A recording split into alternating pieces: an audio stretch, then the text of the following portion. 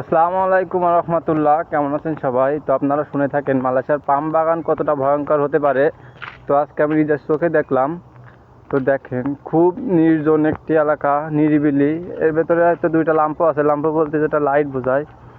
তো হয়তো খুব সম্ভবত এখানে সাপ এবং হান্তু, মালয়েশিয়া যেটা বলে হান্তু, বাংলাদেশে বলে ভূত। তো এখানে একা কখনোই আসা সম্ভব না, মানে একা আসলে আপনি যে ফিরে যেতে পারবেন এই আশা নিয়ে আপনি এই রাস্তায় একা আসতে পারবেন না কখনো। তো আমরা এখানে আসি 4-5 জন এসেছি, পানি নিতে গেছিলাম প্রজেক্টের সাইড দিয়ে। তো খুবই নির্জন এবং ভয়ঙ্কর একটি এলাকা। আপনি একা আসলে এখানে বুঝতেন কিছুই দেখা যায় না। এই যে ছোটো একটা ল্যাম্পও আছে, এর ব্যতিক্রম কিছুই দেখতে পাবেন না আপনি। যদি একটু দেখাই আমি, এই ল্যাম্পটার জন্য দেখা যাচ্ছে।